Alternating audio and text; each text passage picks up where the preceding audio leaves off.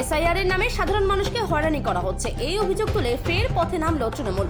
শুক্রবার দিনহাটা বিকেলে যুব তৃণমূলের ডাকে শহরে আয়োজিত হয় প্রতিবাদ মিছিল। এদিন শহরের বুড়ির পাট সংলগ্ন এলাকা থেকে ওই মিছিল শুরু হয়ে শহরে বিভিন্ন পথ পরিক্রমা করে।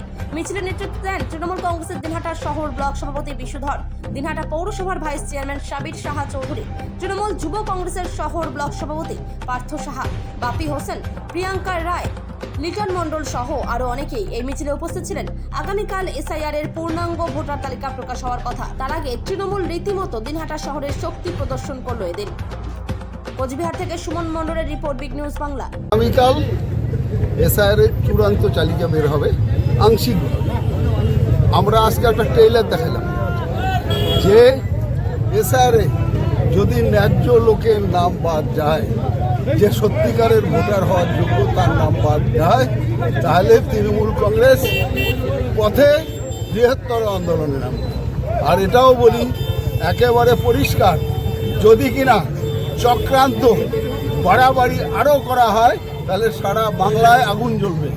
সারা বাংলার তৃণমূল কংগ্রেসের যত কর্মী আছেন, নেতা আছেন, সবাই মিলে আমরা এই চক্রান্ত বিজেপির এসআইআর এর এবং ভোটের নামে যে প্রহসন করার চেষ্টা করা হচ্ছে তার বিরুদ্ধে লড়াই হবে।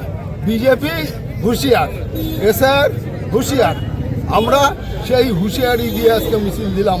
আমরা এটা ট্রেইলার দেখাইলাম, এরপরে সিনেমা দেখাইলাম। ওটাই বললেন আমাদের সভাপতিও, যেটা বললো আমি একই কথাই বলবো যে এটা একটা ট্রেলার হলো। আজকে যেভাবে গত 2 মাস 3 মাস ধরে সাধারণ মানুষকে লাইনে দাঁড় করানো থেকে শুরু করে আজকে বিভিন্নভাবে কত লোক সেই এসআইআর এর লাইনে দাঁড়িয়ে মারা গেল, অসুস্থ হলো, সেটার দায় 1 নম্বর নির্বাচন কমিশনকে নিতে হবে। 2 নম্বর আগামীকাল যে লিস্ট বেরোচ্ছে সেই লিস্টে যদি মৃত ভোটার বা একই ভোটারের নাম 2 জায়গায় আছে সেরকম নাম বাদ যাবে, আমাদের তাতে কোনো আপত্তি নেই। কিন্তু আমাদের নেত্রী মমতা বন্দ্যোপাধ্যায়, আমাদের সেনাপতি অভিষেক বন্দ্যোপাধ্যায় তিনি প্রথম থেকেই বলেছেন, এবং আমাদের নেতা উদয়ন গুহ মহাশয় তিনি পরিষ্কার বলেছেন, যদি আমাদের ন্যায্য ভোটার যারা আছে যদি তাদেরকে বিজেপি চক্রান্ত করে নির্বাচন কমিশনকে দিয়ে সেটাকে কাটার চেষ্টা করে, আগামী দিনে আজকে যুব তৃণমূল কংগ্রেসের যুবকদের দিয়ে মিছিল হলো, এরপরে আগামী দিনে মহিলা থেকে শুরু করে সমস্তভাবে সর্বস্তরে তৃণমূল কংগ্রেসের কর্মীরা মাঠে নামবে, সাধারণ মানুষের পাশে থাকবে এবং সাধারণ মানুষের একটি নামও যাতে বাদ না যায় সেটার জন্য আমরা সাধারণ মানুষের পক্ষে থাকবো।